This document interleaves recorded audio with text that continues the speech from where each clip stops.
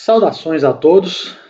Na videoaula de hoje, que é a nossa última videoaula tratando sobre os sistemas de conversão de energia fotovoltaica, trataremos sobre os conversores estáticos aplicados a sistemas fotovoltaicos e os princípios de controle desses conversores.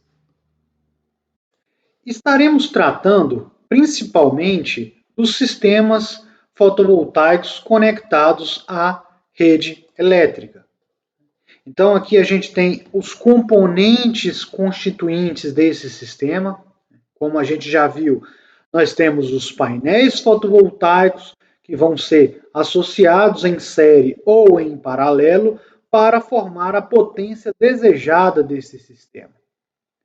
Esses painéis, normalmente, eles vão estar conectados entre si na chamada Combiner Box, né? Caixa de ligação, caixa de combinação, existem vários nomes aí. Né?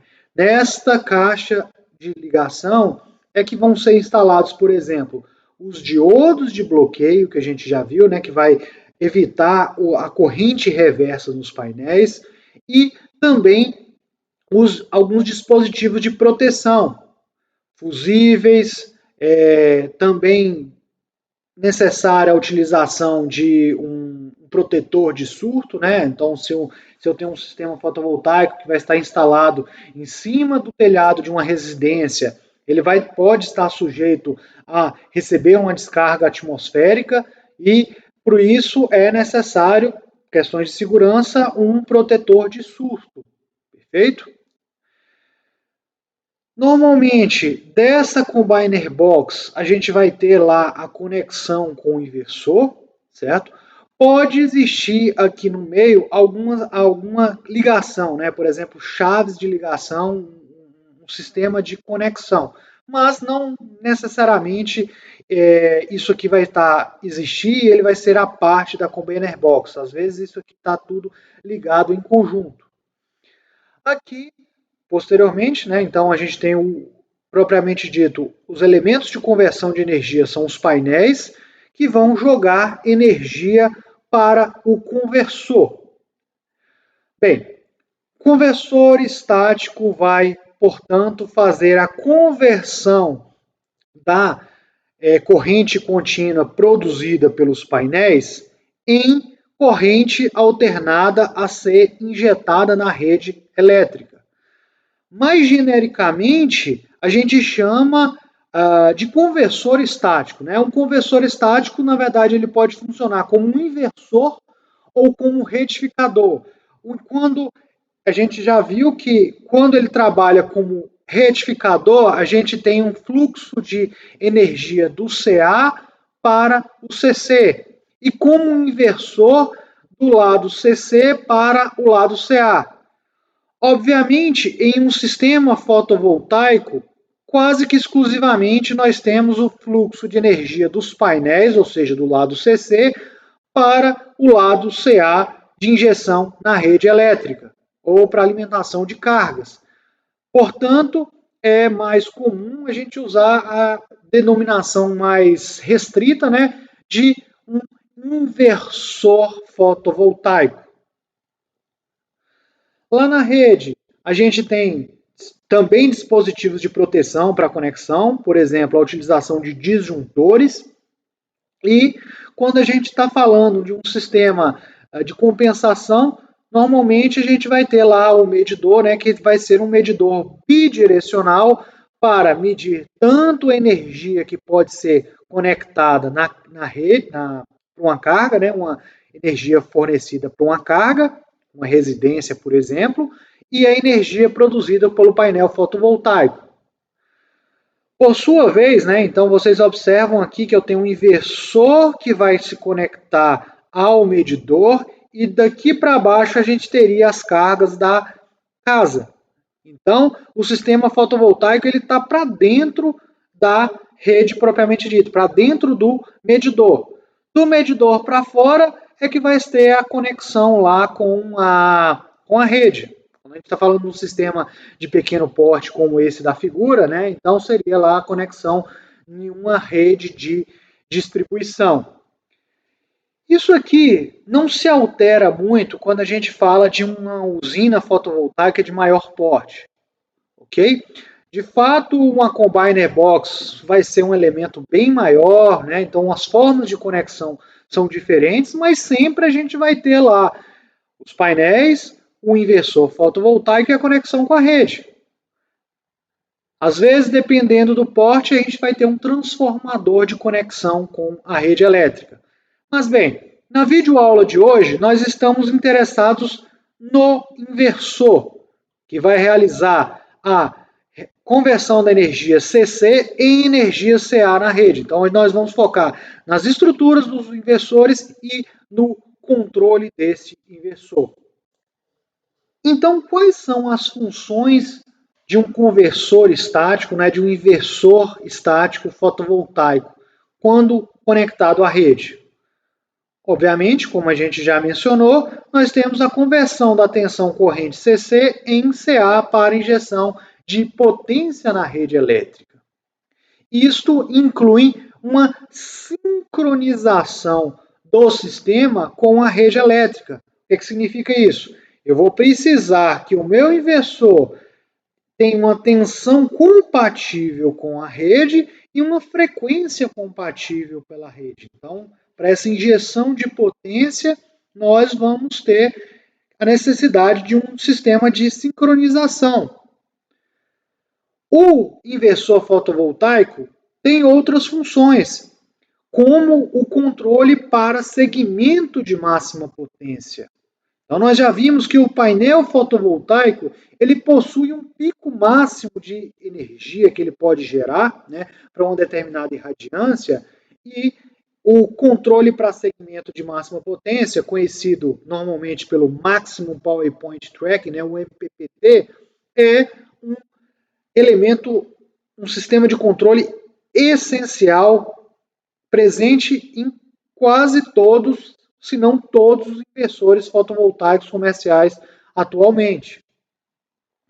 Outro ponto que nós temos é a questão da proteção anti-alhamento, que é obrigatório quando a gente tem um sistema conectado na rede elétrica. A gente vai ver o detalhe do que significa essa proteção.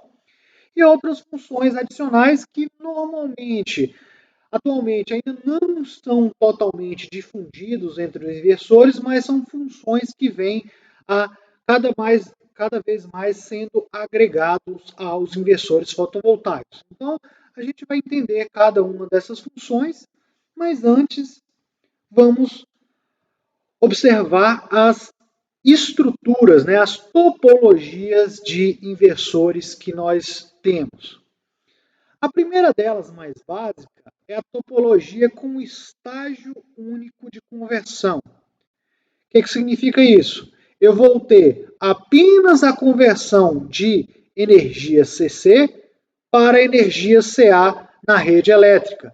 Portanto, eu tenho um estágio de conversão. Vocês podem ver aqui que eu tenho os painéis fotovoltaicos, na saída desses painéis fotovoltaicos, eu vou ter aqui um banco de capacitores, na verdade é um barramento CC, né, o link DC, de fato, que é para ter uma estabilização da tensão CC aqui na saída dos painéis. Então, essa tensão CC vai ser convertida no CA. Mais uma vez, se eu tenho um inversor conectado com a rede elétrica, eu vou ter que ter um filtro, né? Lembre-se que o objetivo do filtro é minimizar os harmônicos injetados na rede devido ao chaveamento do inversor, assim como a gente tinha lá nos sistemas eólicos. Está representado aqui também nessa figura um transformador para conexão na rede elétrica. Esse transformador ele pode existir propriamente dito, dependendo do porte do sistema, ou pode não existir, né? Depende muito da potência aí. Mas, de fato, a gente tem a conversão CC em conversão CA com um estágio único. Aqui nessa figura tem representado alguns critérios de controle desse sistema, mas basicamente, a característica que nós vamos ter são necessidade do MPPT, né, ou seja, rastreamento de máxima potência dos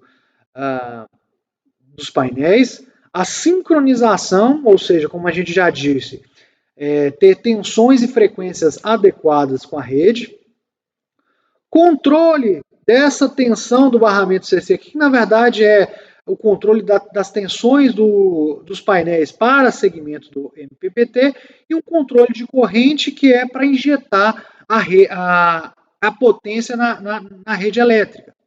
A gente vai ver com mais detalhes dessas funções. O que eu quero mostrar nesse momento para vocês é que eu tenho um estágio único, então todos os controles eles vão estar contidos nesse estágio único. Como característica, nós temos a necessidade de um grande número de painéis em série, porque eu tenho a conversão da energia CC em CA.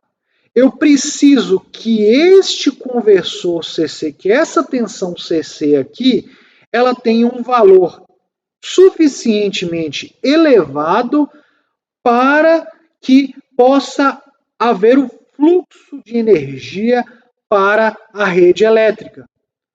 E assim sendo, a gente precisa de muitos painéis em série para normalmente atingir tensões aí que vão permitir a conexão em uma rede de 220, 380 ou até tensões maiores. Se eu tenho mais painéis fotovoltaicos em série, eu tenho uma menor eficiência do MPPT. O que isso quer dizer? Quanto mais painéis eu tenho associado ao inversor, mais painéis em conjunto esse inversor precisa controlar, vamos dizer assim, né? A tensão é única para um número maior de painéis.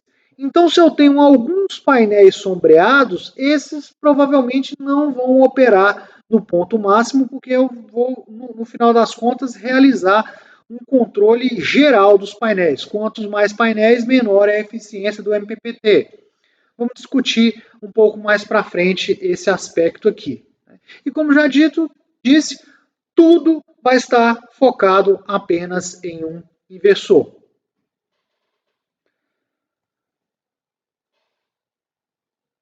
A outra forma que temos é a topologia em dois estágios de conversão. Diferentemente do anterior, a gente agora vai aumentar um conversor, aumentar um inversor aqui um conversor, na verdade, aqui na minha estrutura. Observe que do ponto de vista da rede, ele é igual. Eu tenho aqui o filtro para filtragem de harmônicos, a conversão CC-CA, exatamente como anteriormente. Eu tenho aqui o barramento CC, que vai permitir a conversão CC em CA lá da rede, mas após esse barramento CC, eu tenho um outro estágio de conversão, que é um estágio CC-CC, perfeito? Então, conectando os painéis a este inversor aqui, que é chamado inversor da rede, a gente tem um estágio CC-CC conectando dois barramentos CC. Normalmente, às vezes, nem existe esse capacitor aqui, né? Os painéis são ligados diretamente no estágio CC, convertendo de CC para CC. Mas qual o objetivo de fazer essa conversão CC-CC? É eu ter uma tensão fixa nesse primeiro barramento, que vai ser uma tensão associada com a tensão da rede, e nesse primeiro barramento aqui, né, no barramento conectado aos painéis, ter-se uma variação de tensão com o objetivo de implementar o Maximum Power Point Tracking, o MPPT. Perfeito? Então, eu tenho um estágio que vai ser dedicado ao MPPT e, consequentemente, eu vou ter uma maior eficiência desse algoritmo. Também posso ter menos painéis associados em série, que também vai favorecer o rastreamento do ponto de máxima potência. Eu posso ter a possibilidade de combinar vários estágios CCCC. Então, eu ter um inversor só na rede e ter vários conversores CCCC conectando a diferentes arrays, né, de painéis. É uma estrutura bastante utilizada, uma das mais utilizadas, e pode ter diferentes configurações. No inversor da rede vai estar concentrado o controle de conexão, né, de fluxo de energia sincronizada com a rede elétrica. Então a gente tem a separação dos controles. O que é controle do lado dos painéis fica com o estágio CCCC, e o que é controle do lado da rede fica com o inversor, a conversão CC-CA. Isso dá bem mais flexibilidade. Dentre essas duas topologias aqui, vai variar, a gente vai ter subestruturas. Estes inversores aqui, o inversor aqui e o estágio CCCC, ele pode utilizar diferentes tipos de estrutura de eletrônica de potência. A nossa disciplina não é uma disciplina de eletrônica de potência, a gente não está interessado exatamente no que tem dentro desses blocos aqui, perfeito? E sendo assim, a gente vai enxergá-los como caixas pretas. Mas entendam que existem diferentes maneiras de implementar na forma de eletrônica de potência esses estágios de conversão CCCC ou CC-CA. Essas topologias, elas podem ser conectadas à rede elétrica, né, de diferentes formas, aos painéis e à rede elétrica de diferentes formas. Então, uma dessas formas é o chamado inversor string, em que todos os painéis eles vão estar em série. Quando representado aqui, ó, conversão CC AC, né, CA, CC, CA, aqui dentro eu posso estar falando de uma estrutura de 2 estágios ou uma estrutura com apenas um estágio. A característica principal do inversor string é simplesmente que os painéis vão estar todos associados em série. E, como todos estão em série, não há necessidade de implementar um diodo de bloqueio. O próprio inversor vai garantir que não haja corrente reversa nesses painéis. Normalmente, utiliza-se até 16 painéis em série, né, um chamado padrão europeu, em que pode ter-se, nas condições a vazio, ou seja, com os painéis, a tensão de circuito aberto do painéis por cerca de 720 volts e as condições de operação do MPPT entre 400 e 500 volts, né, variando aí, obviamente, com a irradiância. A característica é cada inversor ter o seu MPPT. Então vocês podem ver aqui, eu tenho um sistema com 16 painéis. Se eu preciso ter mais painéis, 32 painéis, eu tenho outro inversor aqui com mais 16 painéis, certo? Então, cada inversor tem o seu MPPT e vai ter que tomar conta de um número menor de painéis. Então, consequentemente, tem-se uma boa eficiência do MPPT porque não tem-se tantos painéis assim. Como mencionado, melhoria da eficiência global pela melhor adequação entre MPPT em um número menor de painéis. Normalmente, quando a gente tem inversor string assim, pelo fato de serem até 16 painéis conectados em série, consequentemente, a potência é mais baixa, né? E assim sendo, as conexões normalmente são monofásicas, ou seja, esses inversores aqui acabam sendo monofásicos. Os chamados inversores centralizados, eles vão ter maior potência e, consequentemente, necessitar a associação de um número maior de painéis.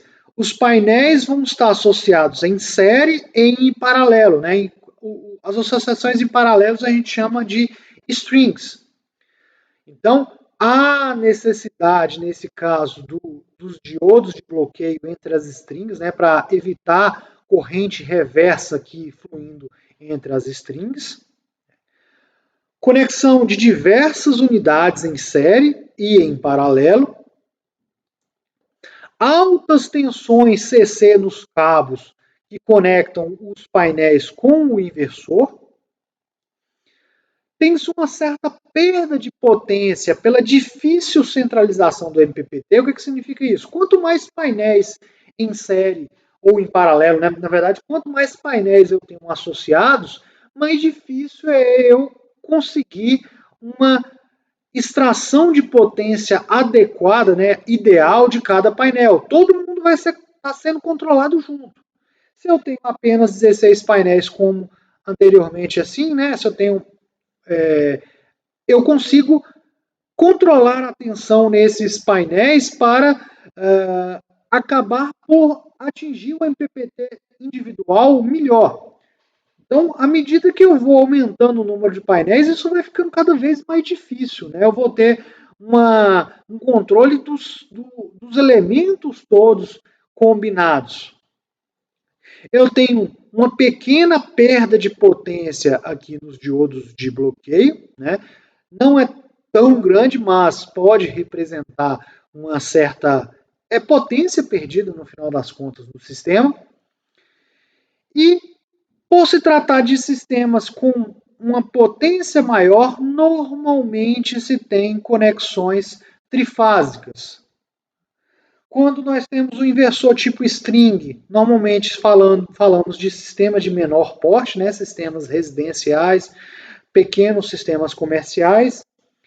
Em sistemas de maior porte, né, usinas maiores, a gente vai ter os inversores centralizados, os inversores tomando conta de vários painéis. Né? Então, o inversor string aqui eu vou ter inversores de alguns quilowatts, né? Então, ou seja, alguns quilowatts de pico de painéis instalados. Aqui eu já posso ter algumas dezenas de quilowatts conectados a um inversor centralizado. O ideal dos mundos é o que se chama-se módulo CA, em que se tem um inversor para cada painel. Então, um inversor e seu módulo é uma unidade, é um bloco aí.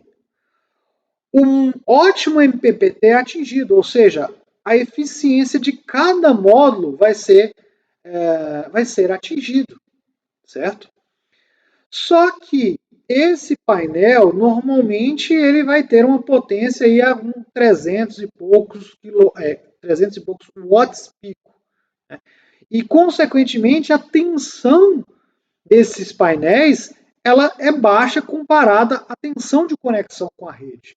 Então, é a necessidade de uma alta amplificação da tensão CC para a tensão CA. São necessárias estruturas de inversores adequadas para dar esse ganho de tensão. Né? Então, tem um sistema de conversão mais complexo e com custo maior.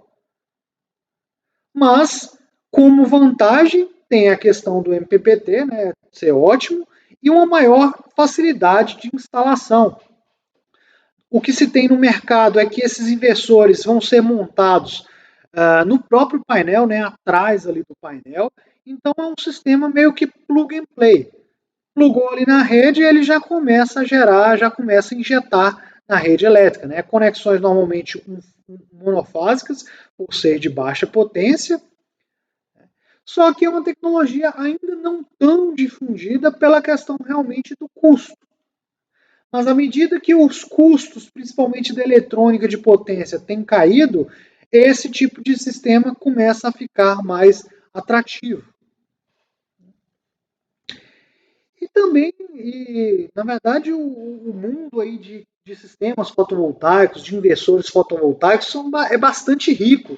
Existem uma diversidade muito grande de configurações possíveis, né? E mesmo a combinação de diferentes tipos, né? Então, nessa figura aqui a gente vê a utilização de inversores string, né? Sistemas monofásicos, né? E essa outra estrutura aqui, que é a estrutura multistring, em que eu vou ter um inversor fazendo a conversão CC-CA conectado na rede, né? Aqui um sistema monofásico ou trifásico, depende muito da potência, né? Normalmente se tende mais aos sistemas trifásicos e ter vários estágios CC-CC, né? Tá vendo que ele se parece com a tecnologia string, né? Do lado CC, só que do lado CA eu tenho uma conjunção, então eu posso ter, por exemplo, um inversor centralizado, né, um inversor de grande porte e vários estágios CC-CC, né? Se eu voltar aqui na figura, então imagina que eu tenho esse estágio aqui, tem outro em paralelo, e assim vai se conectando vários painéis. Então, essa estrutura é bastante interessante, porque eu ainda consigo ter uma centralização, uma certa eficiência do MPPT ao combinar um número menor de painéis comparados a essa estrutura aqui, né? Só que ela tem um custo um pouco maior por ter mais estágios CCCC, né? Então, mas qual é a que domina o mercado, professor? É muito variável, viu? Depende muito da potência do sistema, depende muito de fabricante, então existe uma variedade imensa de possibilidades de inversores, conexão de painéis e a rede elétrica. Então, resumindo, os conversores, inversores, eles podem ser monofásicos ou trifásicos, vai depender da potência, né? Os sistemas até cerca de 10 kW, normalmente eles vão ser monofásicos, e acima disso, normalmente trifásico. Estruturas com um ou dois estágios de conversão são utilizadas, e às vezes no estágio CC pode-se ter três inversores monofásicos formando um sistema a 4 fios, de modo que permite-se ter três estágios MPPT independentes. O que eu quero dizer com isso? Às vezes você vai ter lá no mercado um inversor trifásico, né, que é vendido como trifásico, sei lá, com a potência de 30 kW. Mas, de fato, dentro dele tem-se três inversores monofásicos, cada um de 10 kW. Né? Então, cada um desses inversores vai ser conectado a um conjunto de painéis, nós formando três estágios MPPT. Então, isso otimiza do ponto de vista de ter mais MPPTs, né? Tem uma questão de conexão. Então, de fato, os tipos de projetos são bastante ricos, né? E conversores realmente trifásicos também são usuais, principalmente em usinas de maior porte. Então, nessa figura aqui, a gente tem uma estrutura típica de um conversor de dois estágios, né, com uma topologia de dois estágios. Então, aqui a gente tem a rede elétrica, os filtros para atenuação dos harmônicos. Eu tenho esse primeiro estágio aqui, né, com o conversor do lado da rede. Tá vendo que nesse aqui eu uso semicondutores, né, IGBTs, 3 braços, muito parecido com o que a gente já estudou lá nos sistemas eólicos. Né? Então, essa conversão CC-CA aqui é idêntica ao que a gente já estudou em sistemas eólicos, né? Ou seja, o conversor do lado da rede. Do lado dos painéis é que a coisa vai mudar, né? Que aí agora normalmente a gente vai ter o estágio de conversão CC CC, né? Formado por um book, um boost, o que quer que seja, né? Então, aqui vocês podem ver um estágio CC conectando o inversor, né, os painéis fotovoltaicos ao inversor do lado da rede. Essa é uma estrutura típica, mas, como eu já disse, existem diversas maneiras de se implementar a eletrônica de potência utilizando diferentes estruturas de conversor CC-CC, né? Então tem lá conversor flyback, push-pull, um monte de tipos diferentes de inversores, né? E na rede também ter dispositivos diferentes. Essa estrutura com IGBTs ou com MOSFETs aqui, no caso de um trifásico, dessa maneira que é bem usual, mas existe uma riqueza muito grande de projetos e por isso a gente não vai adentrar nos detalhes da eletrônica de potência, né? Entendemos que eu posso ter 2 estágios ou um estágio, né, como já explicado.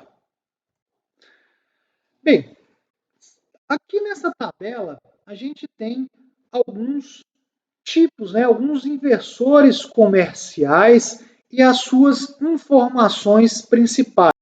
São inversores de diferentes fabricantes, certo? Então, vamos nos ater não aos nomes aqui, essa tabela comparativa, mas vamos nos ater aqui a alguns aspectos. Por exemplo, configuração. Então, eu tenho inversores do tipo central, né, que é esse tipo aqui, ou seja, muitos painéis conectados a um mesmo inversor. Eu tenho uma estrutura string, né, então, conversores com menor número de painéis ligados ao inversor. Conversores multi-string, né, onde eu tenho um inversor só central conectado na rede e vários estágios CC-CC. Um conversor, um módulo AC, né, ou seja, aquele que um painel é um próprio inversor, né, então tem 2 aqui representados aqui, certo? Então, obviamente, as diferenças elas vão residir em questões de tensão. Né? Então, aqui a tensão nesse inversor central são tensões mais altas, de 550 a 850 volts. Né? Aqui no meu inversor CA, no meu módulo CA, eu tenho tensões de 60 volts, né? Tensões com inversor string aqui, tensões mais baixas de 380 volts. E isso vai depender muito também da potência. Né? Então, um inversor central, observe aqui um inversor de 1,5 megawatt, um inversor gigante. Né? E aqui os outros inversores de menor potência, quando eu chego em um módulo CA, potências aí de 200, 300 watts, porque é um painel apenas. Conexões trifásicas, monofásicas, certo? Eficiência do inversor é algo importante no dimensionamento, né? Então, vocês veem que a eficiência aqui é bastante elevada para esse inversor aqui de grande porte, 98,5%. Né? Isso é bem proporcional não, mas depende muito da potência. Quanto maior o inversor, mais fácil é fazer um projeto otimizado. Né? Então, vocês podem ver aqui, por exemplo, nesse inversor de 4 kW, uma eficiência de 97,5, o módulo CA uma eficiência de 96,3. Né? Bons inversores têm eficiência acima de 96%. Isolação, né? Então isso é um ponto muito importante de questões de proteção, questões de conexão com a rede elétrica. A gente pode ter inversores que usam transformadores de baixa frequência, né? O que LF, o Low Frequency Transformer, né? Ou seja, ter um transformador exclusivamente dedicado àquele sistema. Né? Isso é possível com um inversor de 1,5 megawatt, né, economicamente viável, mas para um sistema de 4 kW isso não é tão viável. Então, vocês podem ver aqui que é um transformless, não tem transformador, certo? Então, vários não possuem transformador.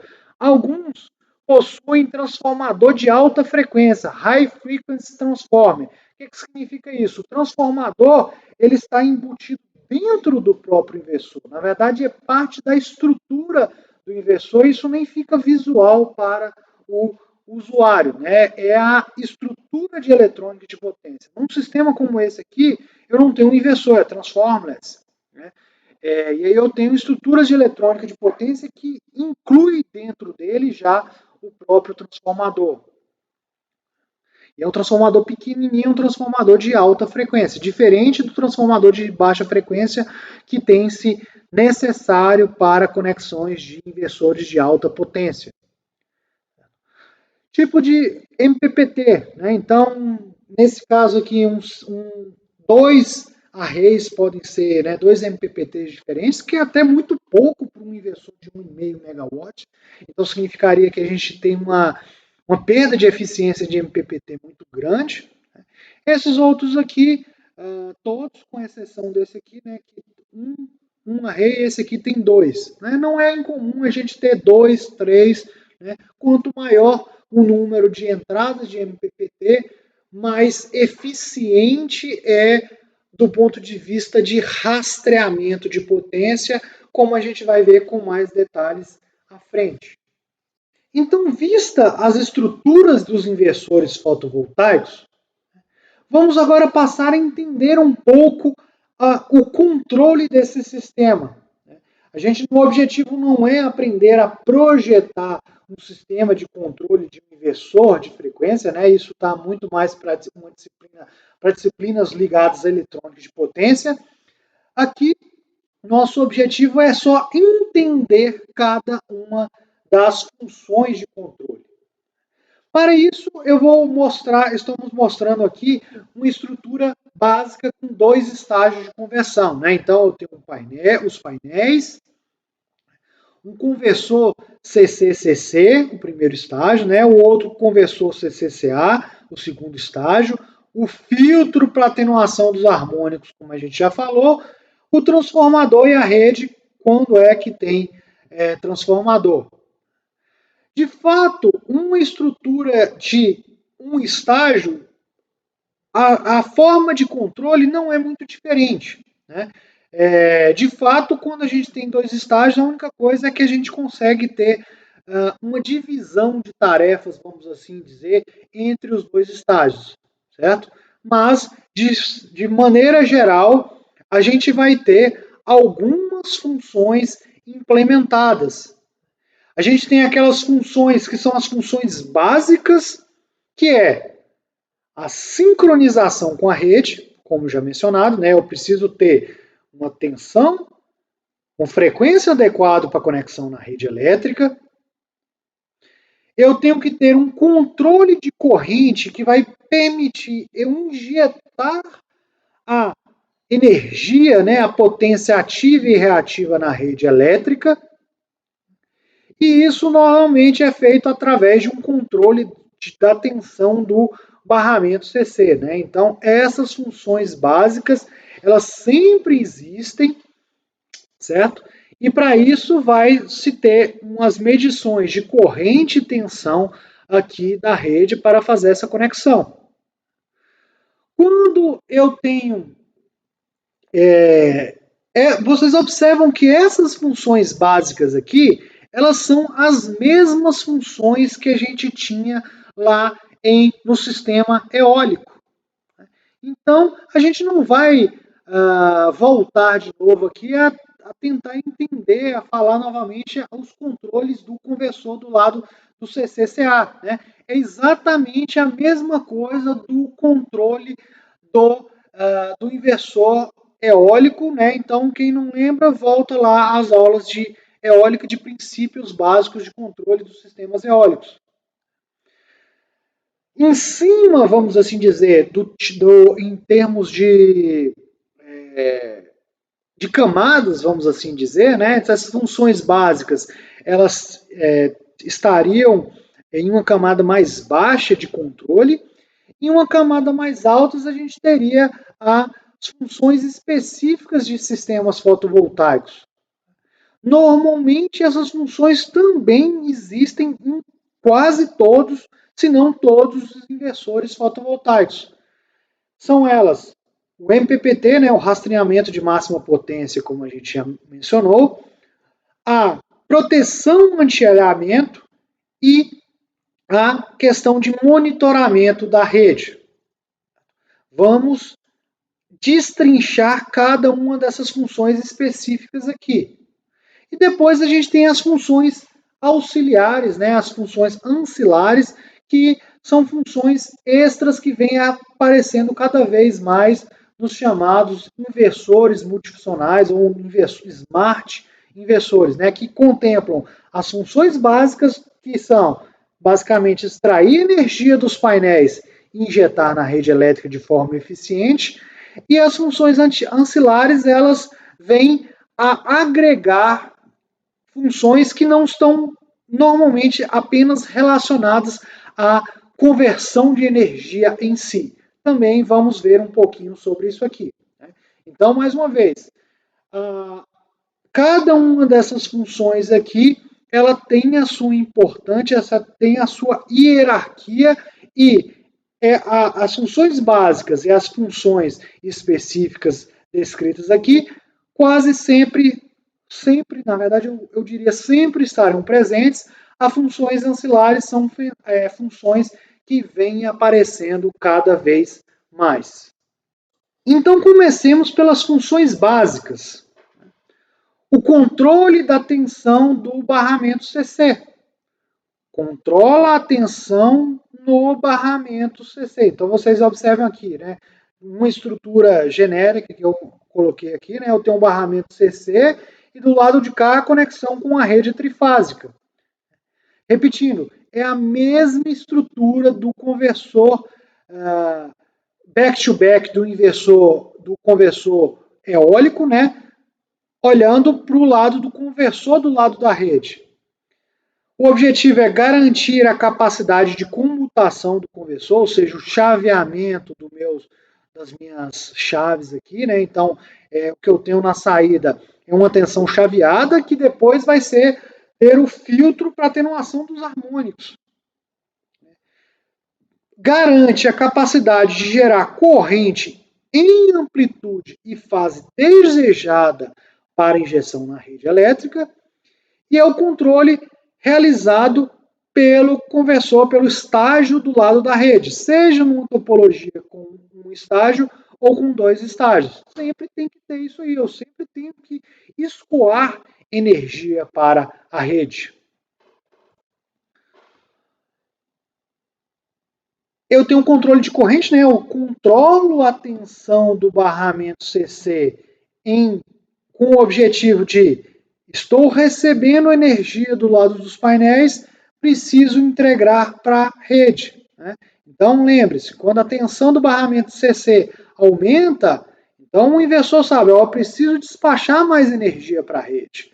Quando a tensão cai, eu tenho que despachar menos, assim como a gente já viu lá no sistema eólico, eu não vou voltar nisso aqui não. Mas como é que se despacha mais ou menos potência para a rede? É através do controle de corrente, que também é similar ao controle de corrente dos conversores em sistemas eólicos.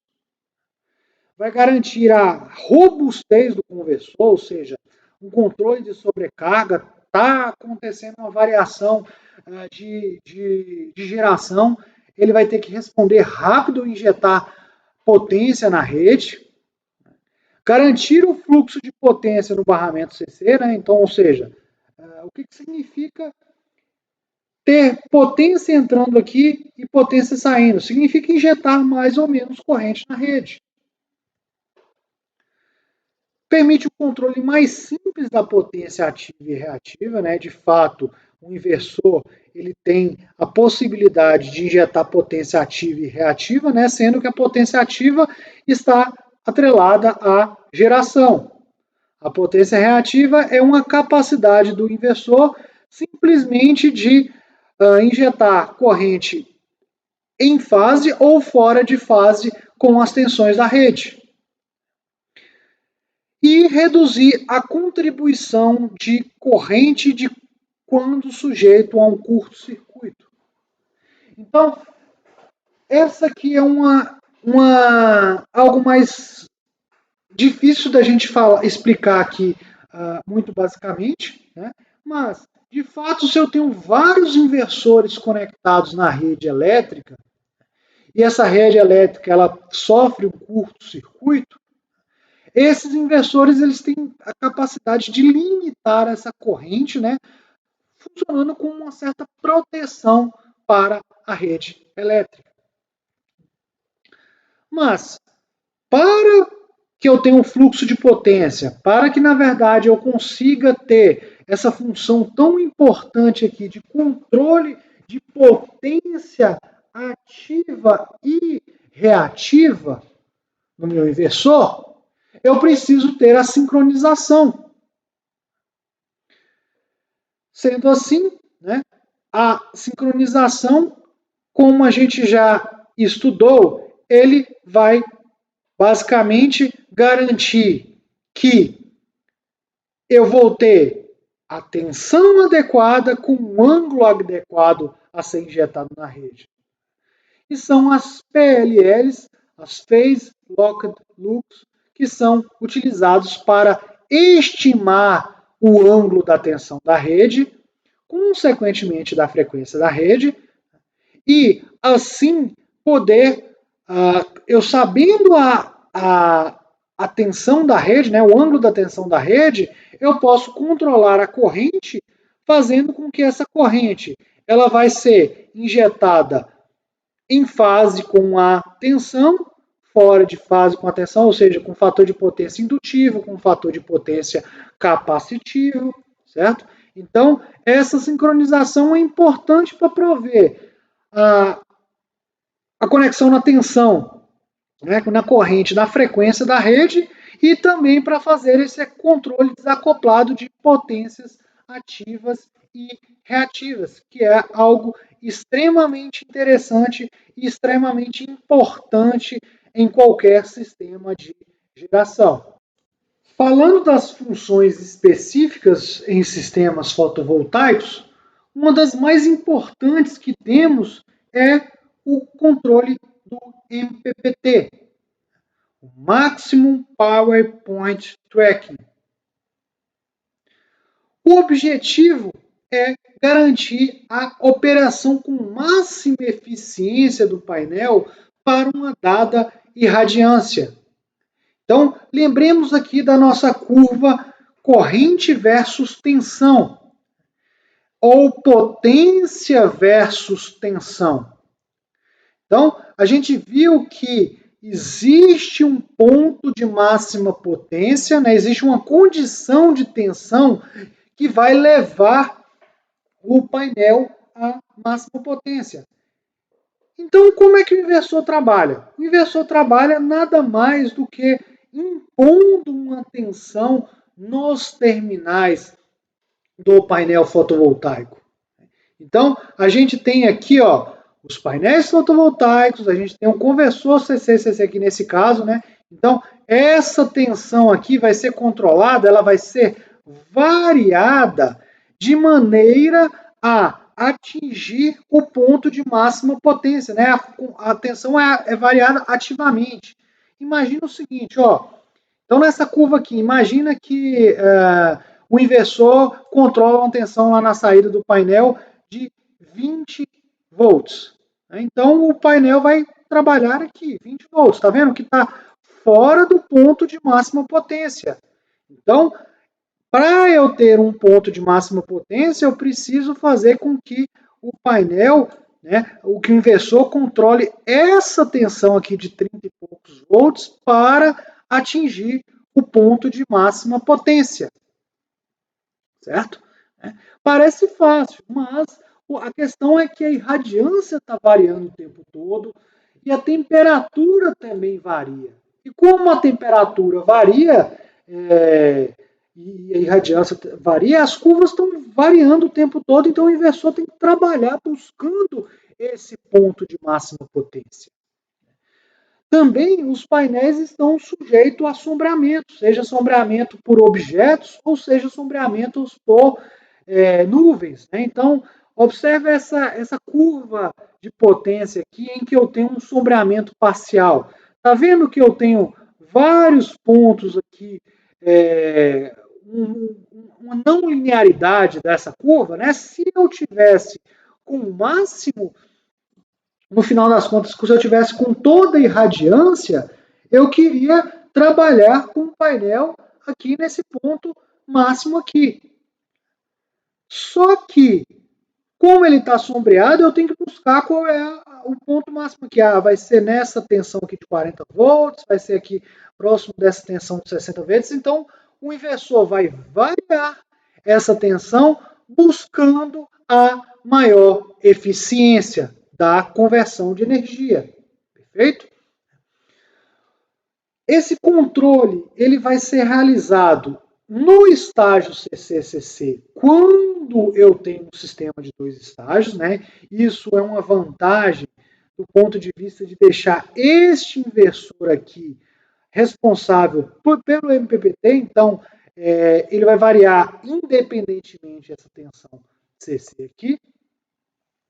E em um sistema com um estágio, uma topologia com um estágio apenas, todo o controle ele vai ficar focado, né? Então aqui, ó, ele vai ter todo nesse inversor aqui. Então tá vendo que essa tensão aqui que vai variar, então eu tenho de certa forma controle da tensão do barramento CC atrelado a um MPPT, então as funções se confundem. Dá uma flexibilidade menor, porque a faixa de variação dessa tensão aqui ela acaba sendo menor, mas de modo vai se ter a função do MPPT. Né? Com 2 estágios, o que eu quero mostrar é que simplesmente que é mais vantajoso. Eu posso ter essa tensão aqui constante e essa tensão variar totalmente variável implementando o MPPT. Só que no final das contas vem uma questão de custo e também vem uma questão de eficiência. Né? Por ter esse estágio aqui, eu vou ter uma eficiência global do inversor em si, que vai ser menor, né? Só que eu vou ter mais eficiência de geração. Então, é uma faca de 2 gumes no final das contas. Existem várias técnicas de controle que vão permitir o inversor buscar o ponto de máxima potência. Um dos métodos mais utilizados é o chamado método do perturba e observa. Imagine o seguinte, né? Imagine para esse painel fotovoltaico aqui, que o inversor começasse aqui com uma tensão, impondo uma tensão nesse painel de 10 volts. Então, vocês observam que o 10 volts está longe do ponto de máximo. Então, o que o inversor vai fazer é o seguinte, ó, 10 volts, vou aumentar essa tensão para 11 volts. Leio a potência. Ó, quando eu aumentei a tensão para 11 volts, eu vi que a potência aumentou. Se a potência aumentou, eu continuo perturbando a tensão no mesmo sentido. Ou seja, se eu aumentei a tensão, aumentou a potência, eu continuo aumentando a potência até chegar no ponto de máximo. Quando eu estiver aqui no ponto de máximo, se eu continuar aumentando a tensão, a potência vai cair. Então ele está vendo, opa, aumentei a tensão, a potência caiu. Então eu tenho que ir no sentido contrário. Né? Então, se ele cai aqui, por exemplo, uma tensão que é acima do ponto de máxima potência, ele vai aumentar a tensão e está vendo que a potência está caindo, então ele vai inverter o sentido da perturbação. Eu vou começar a diminuir a potência. Então ele vai voltar lá e no final das contas ele vai ficar transitando aqui no ponto de máxima potência. Perturba um pouquinho para cima, vê que diminui, ele vai ficar...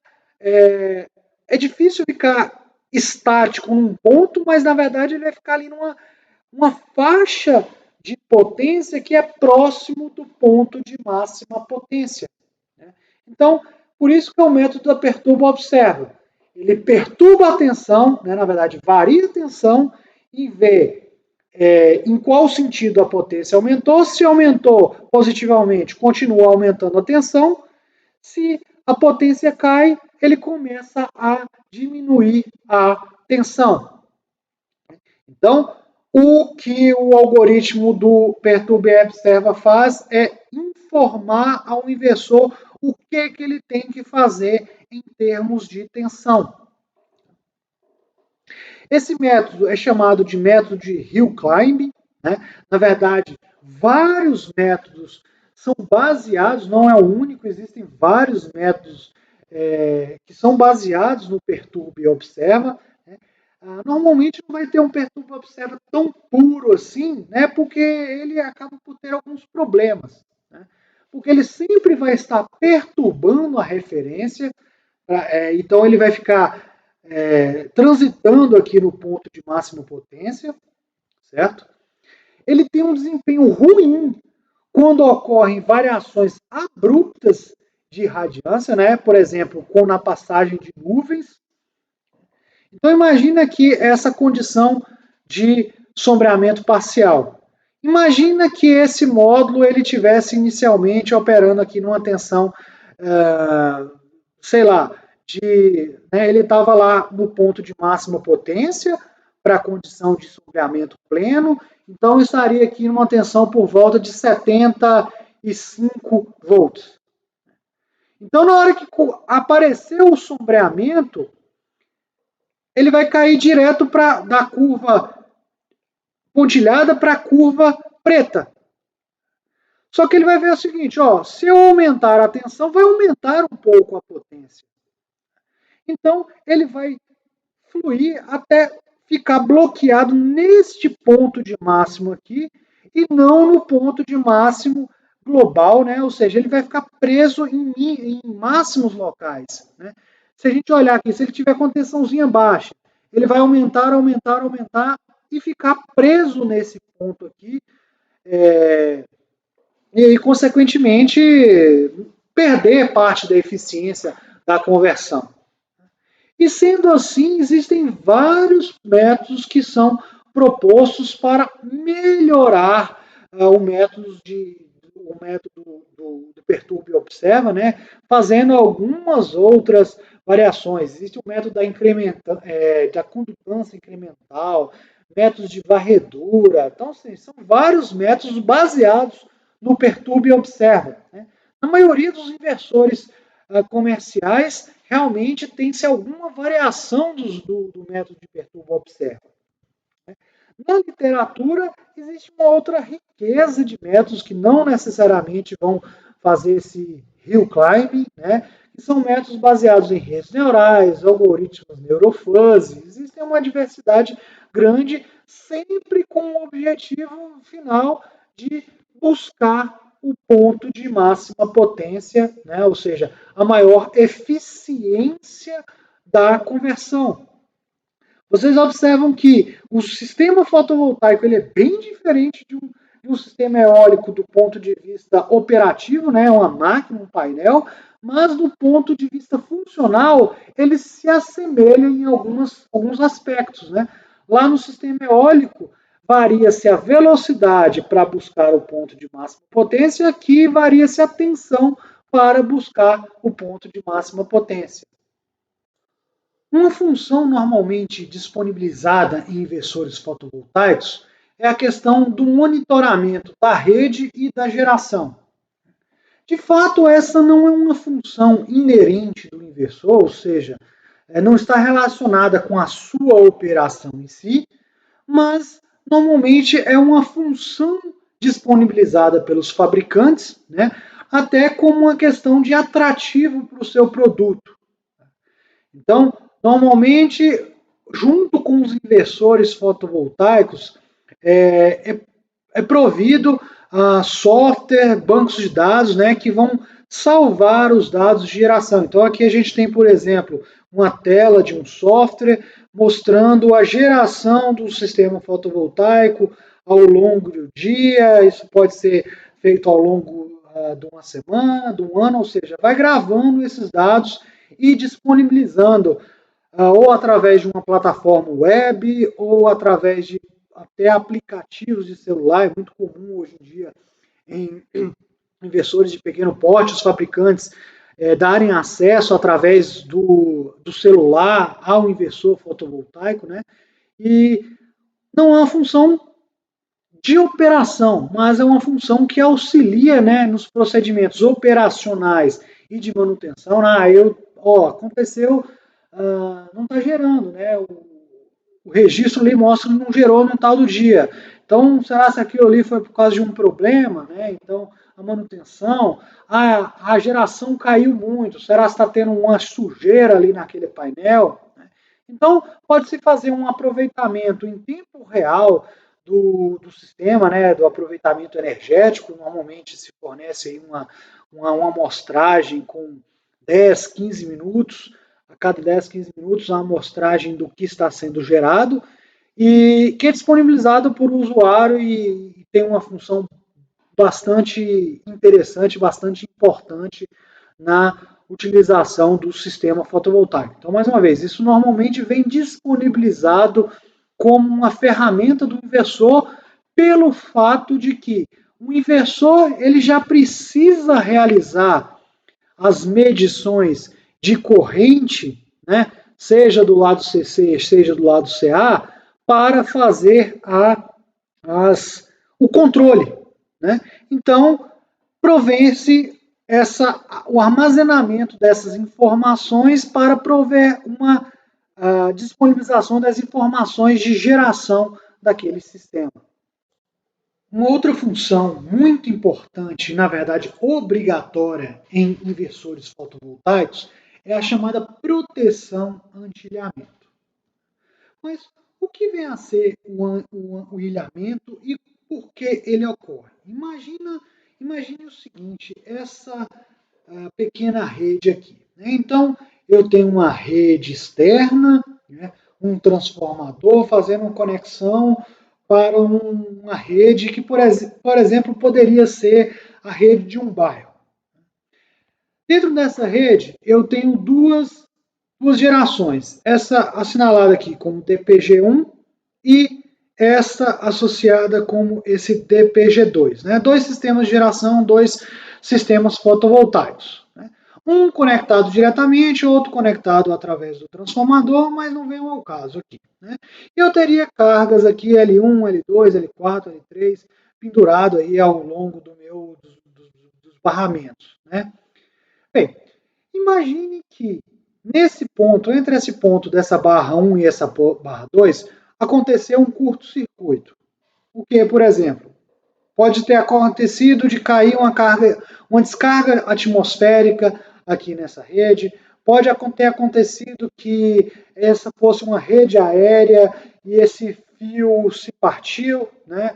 Dois fios de um sistema bifásico se partiram, uma árvore caiu em cima dessa rede, ou seja, qualquer falta possa ter acontecido entre esse barra 1 e essa barra 2. Na verdade, poderia ser em qualquer outro ponto dessa rede, mas vamos considerar aqui mais próximo ao PCC, né? Ou seja, o ponto de acoplamento comum. Ok? Se essa rede é uma rede bem projetada, nós vamos ter as proteções, né? Na hora que ocorre uma falta, vai ocorrer uma corrente de curto-circuito que é muito alta e uma proteção vai abrir e desconectar essa rede, essa mini rede, do circuito principal. Ou seja, aqui nós teríamos uma rede desenergizada em uma situação comum, né? Se eu tivesse apenas cargas. No entanto, a potência ativa e reativa que flui das gerações, ela vai influenciar a amplitude e a frequência da rede, das tensões dentro dessa rede. Se por acaso esses sistemas de geração são capazes de suprir as cargas, ou seja, se eu tenho a potência consumida pelas cargas próxima da potência dos sistemas de geração, eu vou ter pequenas variações de tensão e de frequência, ou seja, os sistemas de geração vão estar alimentando esta rede interna aqui, né, independente do circuito externo. A princípio a gente fala, então beleza, eu acho que isso é muito bom, quer dizer que aquele bairro, em vez de ficar sem energia, ele vai continuar tendo energia. Não, isso é problemático. Por quê? Porque se essa proteção atuou, é porque tem um problema dentro daquela rede. Então ela foi desenergizada propositadamente, certo? Então, quais são os principais problemas dessa condição de ilhamento? Primeiro, a queda da qualidade da energia. Se a geração casar exatamente com o consumo, pode até ser que eu vá garantir uma frequência e uma tensão próximos dos valores nominais dessa rede. Né? Então, suponha que essa rede aqui seja uma rede de 13,8, que essa tensão ficaria ali próximo do 13,8. Só que é muito difícil acontecer um casamento perfeito entre geração e consumo. Ou seja, a tensão vai acabar variando. Então, nessa rede de distribuição, ao invés de ela ser por 13,8, ela vai cair para 10, ou então ela vai aumentar para 15, a frequência que era 60 Hz vai deixar de 60 Hz, vai cair para 50 Hz, ou mesmo aumentar. Né?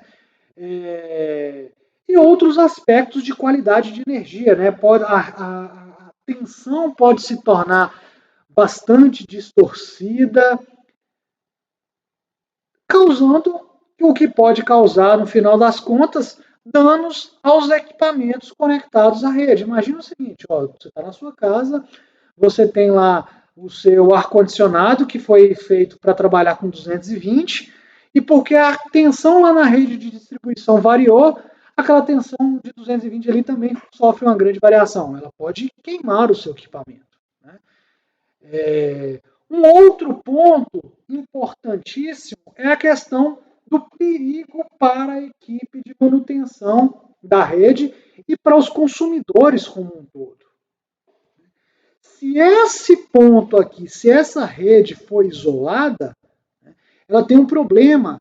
Então, se a distribuidora ela veio e abriu essa proteção, ela quer ter a garantia de que aqui dentro eu não vou ter um sistema energizado, de maneira que ele pode enviar operadores, né? Ele pode enviar uma equipe de manutenção para reparar essa rede. Mas imagine se a distribuidora acha que aquela rede está desenergizada porque ela abriu a chave, mas esta geração está continuando injetando energia ali. Ou seja, na hora que a equipe de manutenção for dar a manutenção, a rede vai estar energizada, pode acontecer uma catástrofe aí. Né? Outro ponto é que se eu tenho uma falta aqui, né, se eu tenho um curto-circuito, por exemplo, essa geração ela pode começar a injetar corrente aqui nesse ponto de falta, né, ou seja, vai estar alimentando o curto-circuito, que é extremamente danoso, né, pode ser danoso para a rede como um todo. Aqui, né, eu posso sobrecarregar cabos, sem contar nessa questão da segurança para as pessoas. Então, por isso que existe a chamada proteção anti-ilhamento, cujo o objetivo é evitar que os sistemas fotovoltaicos alimentem sozinhos os consumidores. A proteção vai garantir que a rede vai estar desenergizada após a abertura do circuito de alimentação tradicional, ou seja, após a conexão, a desconexão da rede principal, é necessário que essas gerações elas cessem imediatamente de suprir energia para a rede e para aquelas cargas, certo? Consequentemente, evitando danos a equipamentos e os operadores da rede elétrica.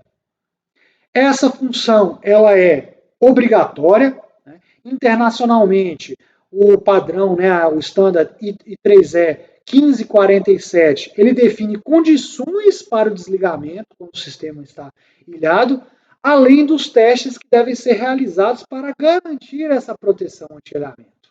Né? No Brasil, é a ABNT 16149, que trata de inversores fotovoltaicos, que vai definir os limites.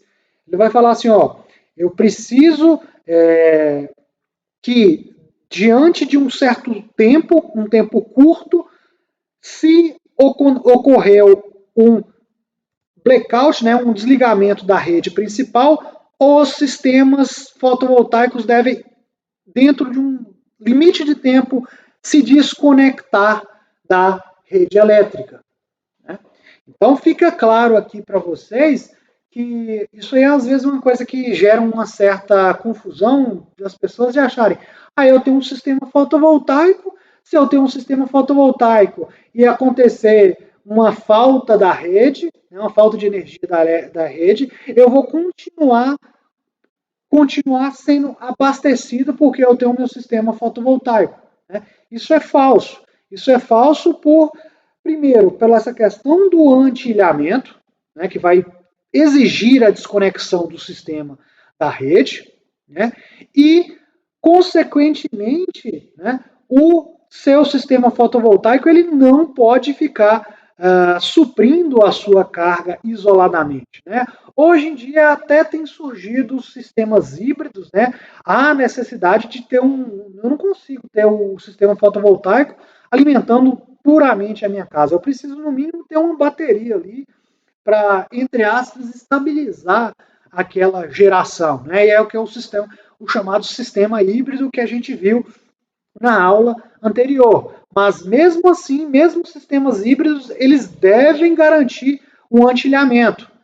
Para suprir uma carga isolada, é necessário que haja um isolamento físico entre o consumidor e o gerador, consequentemente, e a rede elétrica. Né? Na verdade, existe todo um arcabouço de regulamentação que para esse tipo de operação. Né? Se eu não me engano, aqui no Brasil nem está regulamentado essa questão da operação híbrida, então, consequentemente, um sistema fotovoltaico ele não pode suprir um consumidor caso a rede principal saia. Né? Essa é a proteção anti-ilhamento, que é exigência dos inversores fotovoltaicos para serem comercializados. Né?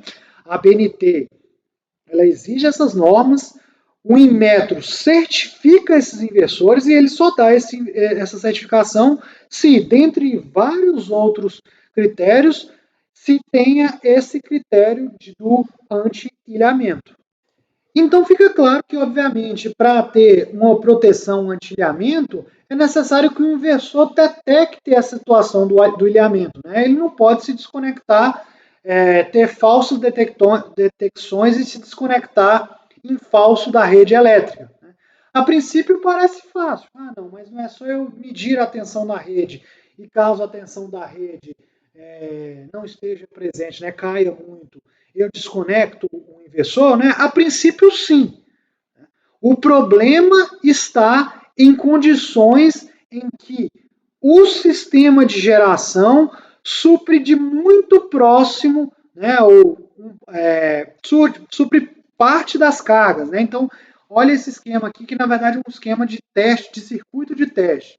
Se um disjuntor abre aqui e esse inversor consegue continuar fornecendo energia para essa carga de forma sustentada, né, a tensão e frequência não vão variar suficientemente para detectar-se o ilhamento.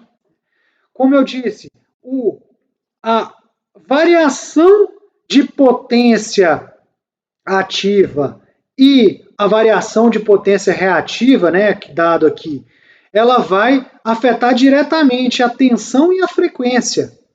Se eu tenho muita geração, eu vou ter uma sobretensão.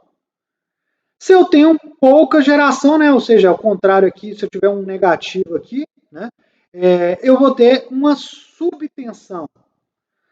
Assim como a potência reativa vai afetar aqui a frequência, né? Eu posso ter condições de sobrefrequência ou de subfrequência. Caso as condições de ΔP e ΔQ, ou seja, a variação de potência ativa e reativa neste cenário aqui, né, não forem suficientemente grandes, eu vou cair dentro desse limbo aqui que é chamada non-detection zone, né, a zona de não detecção do ilhamento. Né?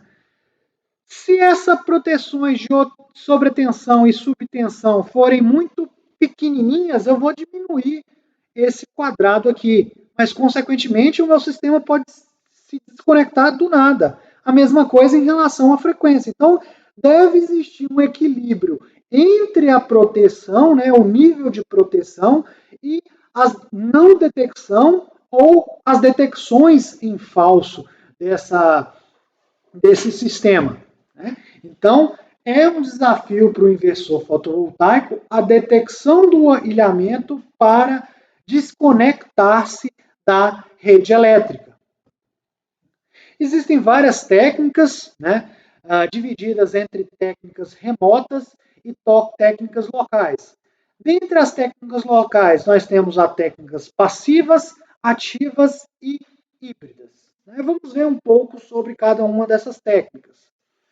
As técnicas mais robustas, né, mais efetivas, são as técnicas remotas, que normalmente estão baseadas em sistemas de comunicação.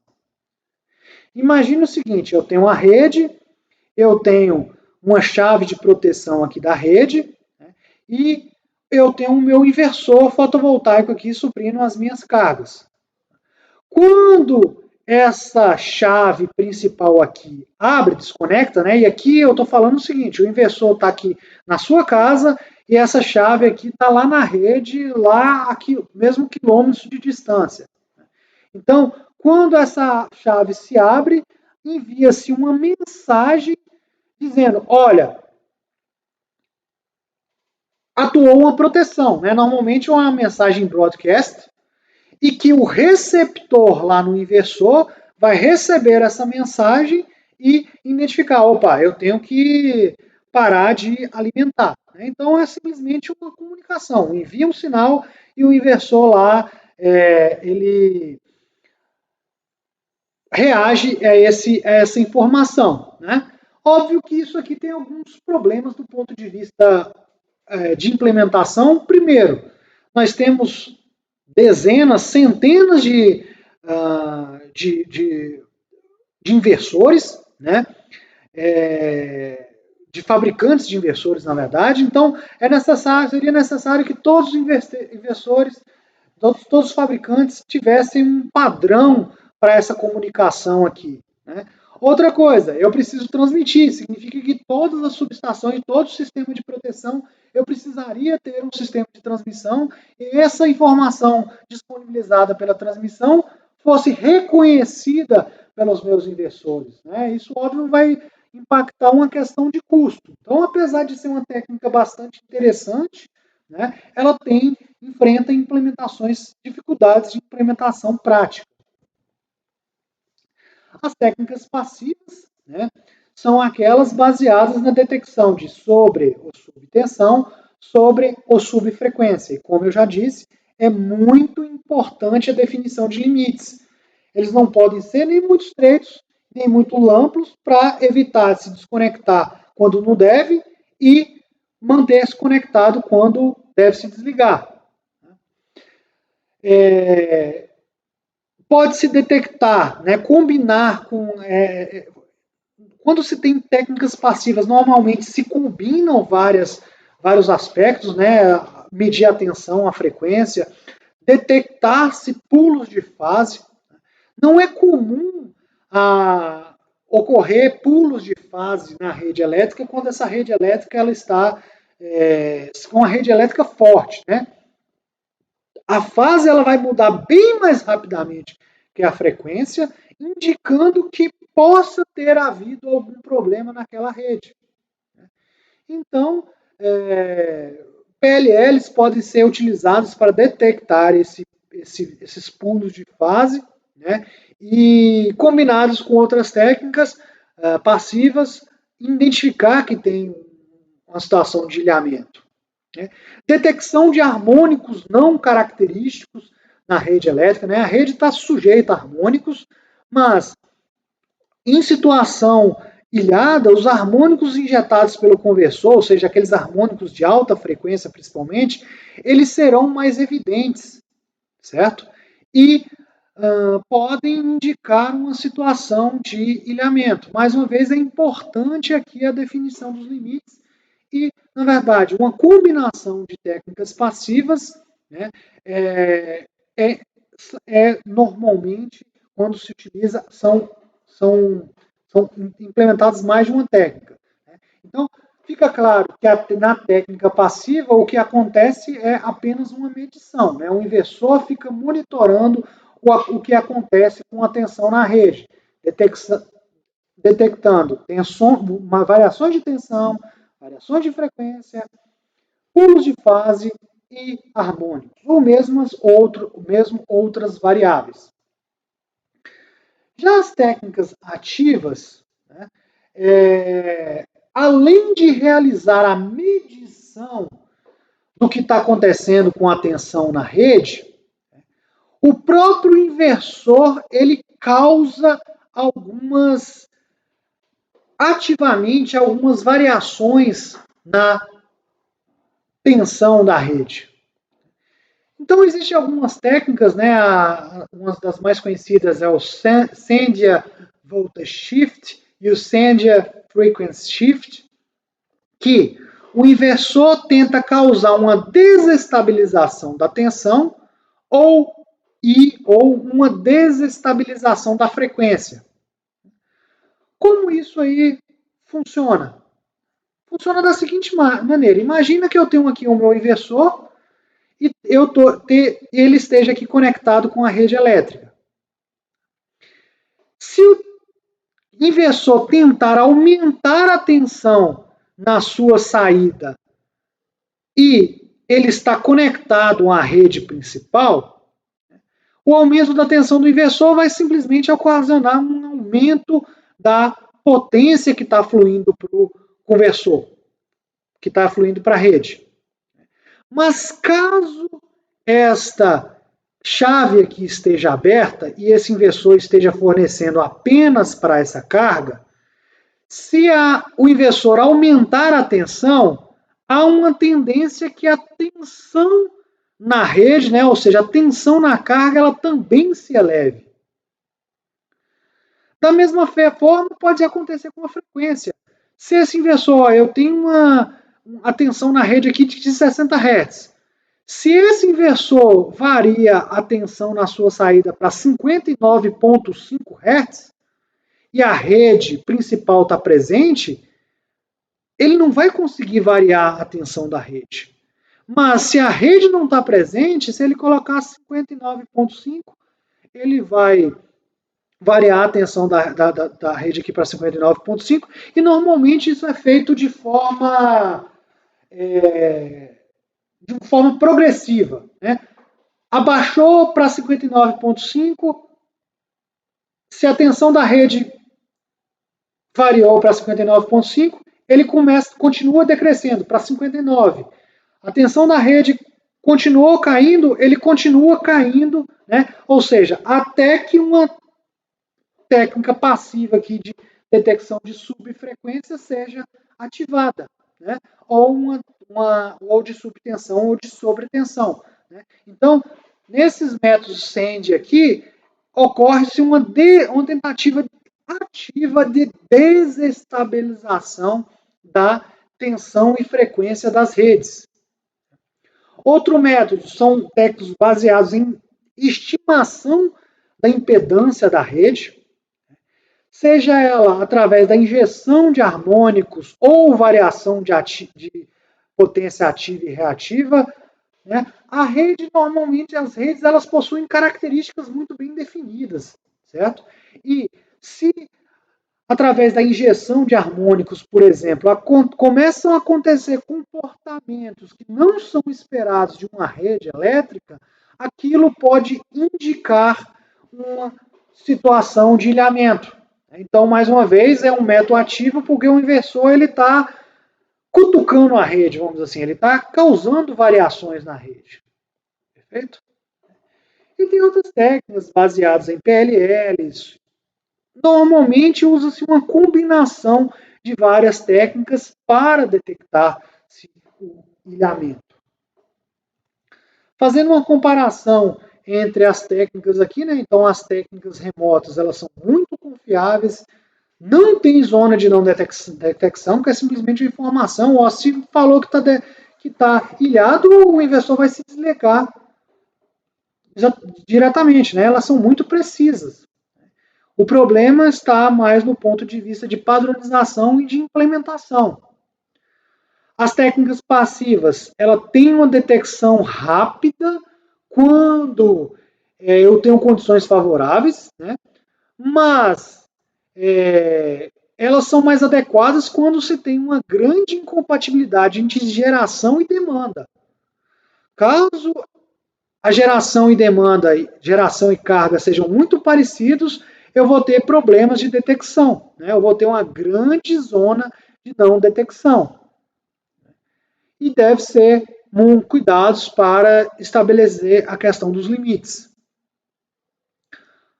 Os métodos ativos, ele tem uma pequena zona de não detecção, pode detectar o ilhamento mesmo quando há uma correspondência entre geração e demanda, mas está introduzindo constantemente perturbações na conexão com a rede. É uma detecção lenta porque ele vai perturbar, ver o que acontece com a rede para detectar. E muitas das vezes essa perturbação ela pode degradar a qualidade de energia mesmo em uma situação normal. Os métodos híbridos, ou seja, a combinação de vários métodos passivos e ativos aqui, ele tem uma pequena zona de não detecção.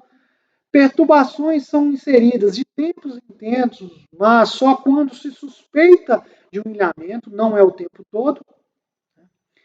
E como são implementados tanto a técnica passiva como a ativa, o tempo de detecção pode ser prolongado. Então, de fato, há uma combinação, o híbrido é o que mais é utilizado, tendo uma certa análise do custo-benefício do tempo de detecção, principalmente porque as normas, né? Então, eu tenho aqui um circuito de teste que é feito, e através do teste que é recomendado lá, por exemplo, na I3E 1547, ele tem que suportar desligar no tempo que é estabelecido na ABNT. Então não pode ser nenhum método muito longo, de muito longo tempo, e nenhum método que não detecte situações muito específicas.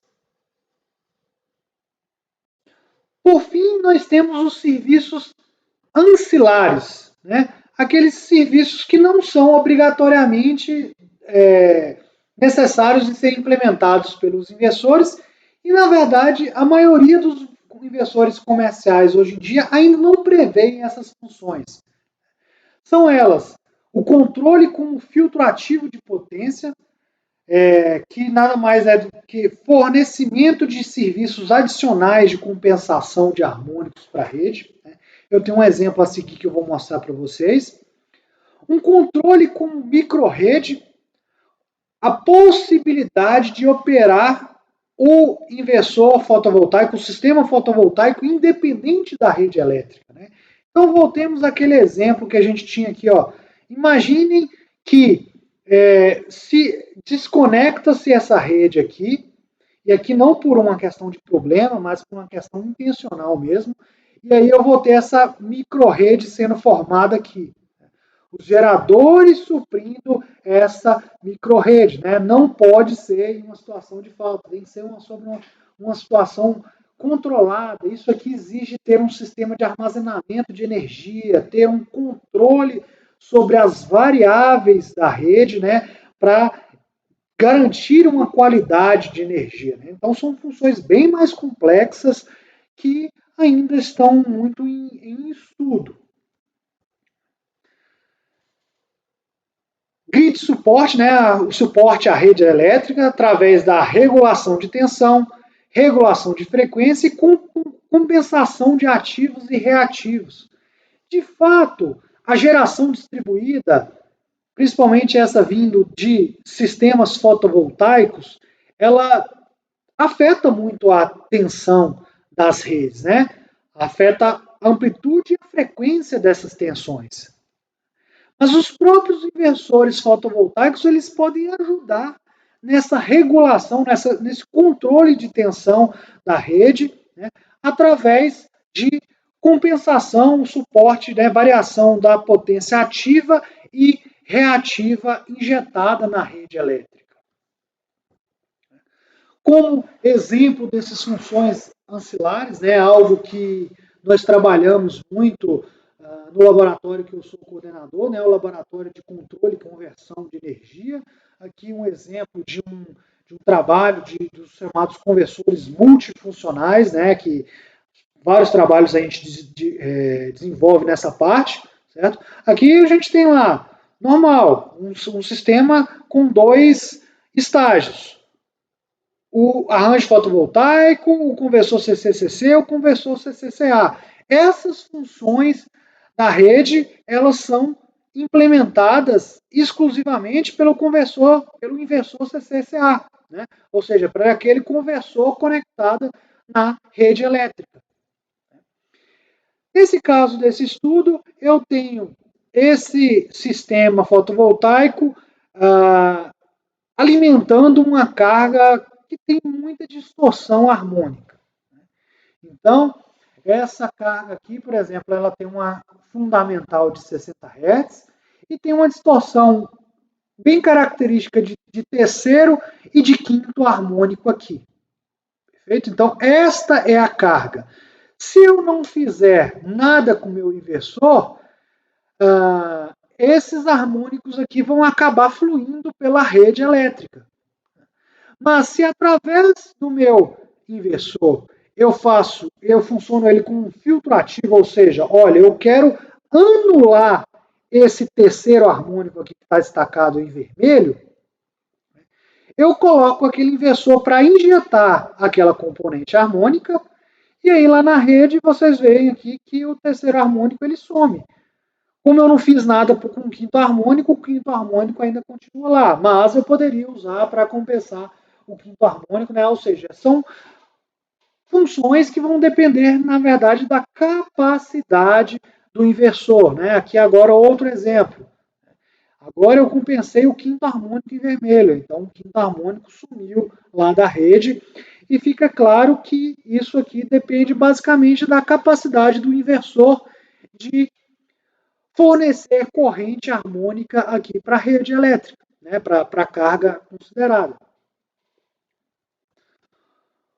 Uma outra função importante que tem uma tendência muito grande a virem nos inversores, nas novas gerações de inversores, é a questão do fornecimento e consumo de potência reativa, que na verdade já começa a ser previsto em algumas normas. De fato, o conversor ele possui um limite de corrente. A potência ativa está atrelada à geração. Obviamente, eu não posso injetar na rede mais potência ativa do que eu gero. Mas a potência reativa está limitada apenas pela capacidade do inversor. Certo? O inversor, como a gente já viu lá atrás, ele pode injetar corrente em fase com a rede, com fator de potência ativo ou com fator de potência reativo. A potência reativa nada tem a ver com a geração, mas sim com a capacidade do inversor, né? O inversor, no final das contas, tem um limite de potência aparente. Ou eu posso usar essa potência toda para injetar potência ativa, ou toda para injetar potência reativa. Né? E, de fato, ter um meio termo entre isso. Né? Ter um pouco de potência reativa, um pouco de potência ativa. Então, a gente tem aqui os 4 quadrantes, porque, na verdade, os quadrantes que podem operar o inversor, ele é variado, né? Ou fornecendo ou consumindo potência reativa. Isso começa a ser previsto em normas, certo? Na ABNT, de fato, estabelece um limite máximo de fator de potência. O inversor ele deve operar com fator de potência maior do que 0,9. O que quer dizer que se eu pego aqui o meu gráfico potência ativa e potência reativa, né?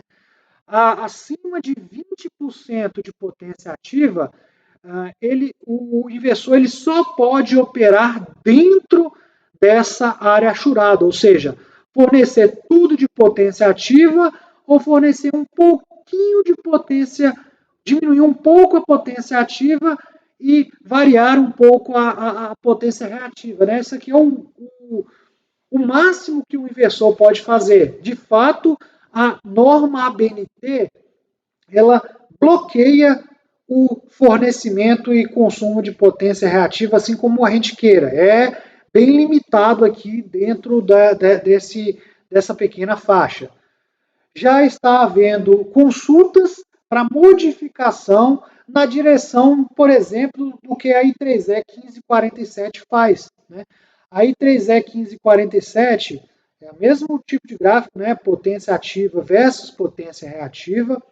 Tem 2 tipos de categorias de inversor lá, não vem ao caso que a gente vai estudar, mas, de fato, a I3E, ela define o que minimamente o inversor pode fazer. Observe que é diferente. A ABNT, no máximo, pode-se ter um fator de potência 0,9, ou seja, tem que ser de 0,9 para cima. Aqui, ele pode variar o fator de potência como quiser, né, de 0 a 1, desde que, né, o inversor aguente. De fato, essas regiões aqui mostram o que minimamente o inversor tem que fazer, ou seja, se eu estiver injetando aqui 90% de potência ativa, eu tenho que ter uma capacidade de fornecer aqui ou consumir 0,44 de potência reativa. No mínimo ele tem que fazer isso. Ele pode fazer mais, ele pode colocar 0,5, 0,6 ou até 1, né, em termos de PU. Mas isso aqui é o mínimo. Então, a revisão da ABNT já aponta para um sentido de ter os critérios mínimos, garantindo, assim, um fornecimento de potência reativa, né, uma variação de potência reativa, que pode ser usado, por exemplo, para controle e regulação da tensão da rede, compensação de fator de potência em uma instalação, uma carga, né, ao invés de usar banco de capacitores para corrigir o fator de potência, por que não usar um inversor fotovoltaico para fazer isso? Isso é perfeitamente possível. Aqui, por exemplo, algumas normas internacionais já falam que o inversor deve automaticamente fazer uma variação de potência reativa de acordo com a variação de tensão na saída na tensão da rede. Né? Então, assim, observe aqui que esse gráfico é o seguinte, ó. No eixo X a gente tem a variação da tensão medida e no eixo Y a potência reativa. Se eu estou entre uma faixa aqui em que ocorre uma variação de mais ou menos 1% do valor da tensão medida da rede, o inversor não faz nada, ele só injeta potência ativa. Mas, se começa a ocorrer um desvio positivo, né? Positivo, ou seja, a tensão aumenta ou a tensão reduz, o inversor vai injetando ou consumindo potência reativa, né, para tentar melhorar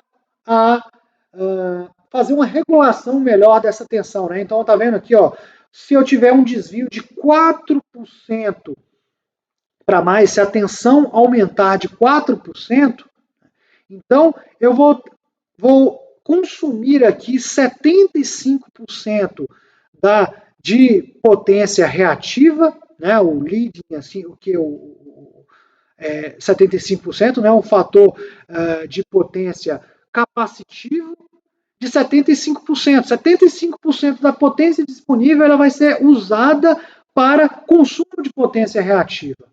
No outro extremo, se a tensão cair abaixo de 6%, eu vou injetar 100% de potência reativa através do inversor para ajudar na rede elétrica. Então, essas são funções interessantes que dependem apenas da capacidade de potência aparente do inversor. Né?